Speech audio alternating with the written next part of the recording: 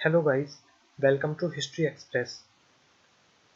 History express channel की इस series में आपका पुनः स्वागत है। हमारी सीरीज़ चल रही थी जिसमें हम भगवान शंकर के 12 ज्योतिर्लिंग के दर्शन कर रहे थे।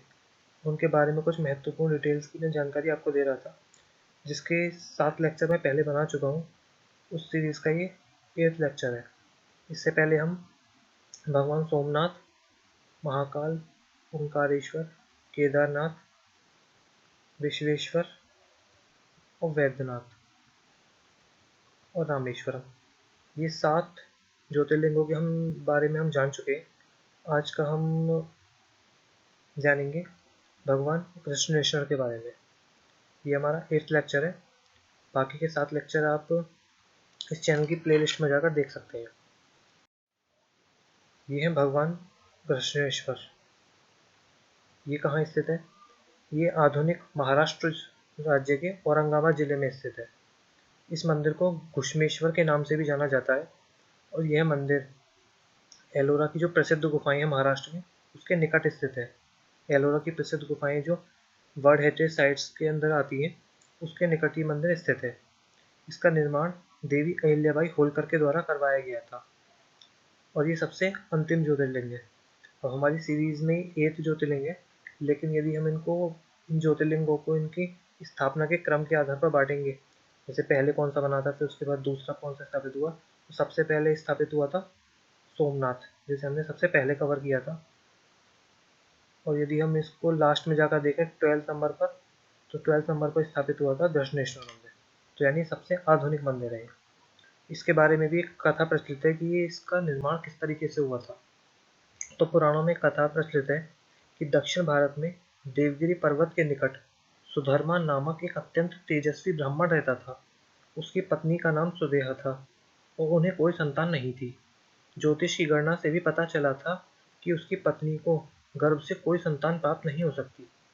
और सुदेहा यानी सुधर्मा की जो पत्नी थी, वो संतान की बहुत इच्छुक थी। उसने सुधर्मा से अपनी छोटी बहन से दूसरा विवाह करने का आग्रह किया। यानी उसने अपने पति से कहा कि वह उसकी बहन यानी अपने पति की साली से विवाह कर ले। तो सुधर्मा उसका आग्रह टाल नहीं पाए और घुष्मा को विवाह विवाह करके ले आए।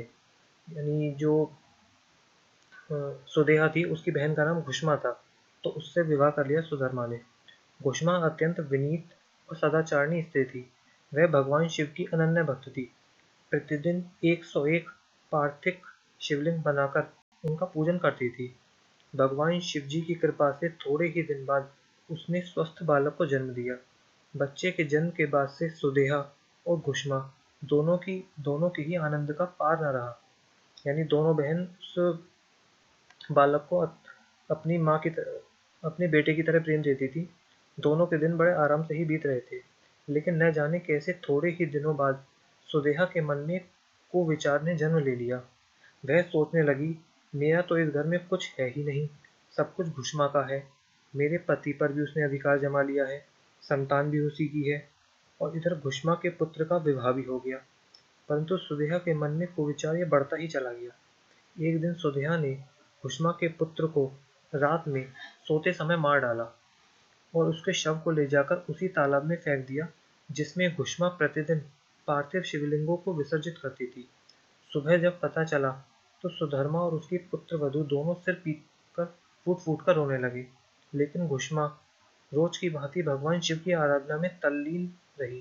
पूजा समाप्त करने के बाद जब पार्थिव शिवलिंगों को तालाब में छोड़ने के लिए वह गई, जब वह तालाब से लौटने लगी, उसी समय उसका प्यारा बेटा तालाब से निकलकर आता हुआ दिखलाई पड़ा। वह सदा की भांति घुष्मा के चरणों पर गिर पड़ा।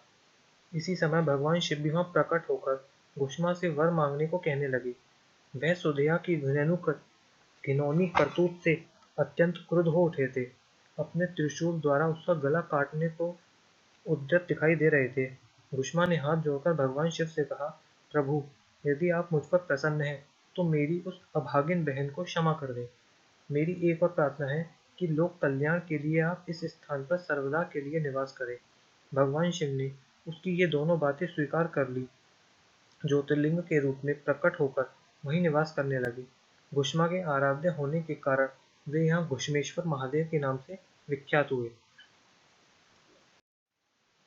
और ये मंदिर जो बना हुआ है ये काले व लाल पत्थरों से बना हुआ है। इसमें आप देख रहे हैं यहाँ से ऊपर ये काले पत्थर लगे हुए हैं, बीच में जहाँ पे लाल लाल चीज़ यहाँ पे लाल पत्थर भी लगे हुए हैं इसमें। तो इन पत्थरों से बना हुआ है। और मंदिर की दीवारों पर भगवान विष्णु के दशावतार की चित्रकारी भी की हुई है। देखिए आप ये थोड़ा ज़ूम पिक्चर है इसका।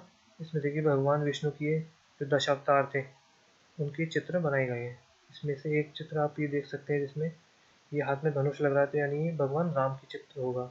इसके अलावा और तो पहचान में नहीं आ रही कोई भी। तो शायद ये शायद भगवान वामन अवतार जो हुआ था वो चित्र। तो इस तरह से दशावतार के इनमें चित्र बनाए गए हैं। Thanks for watching.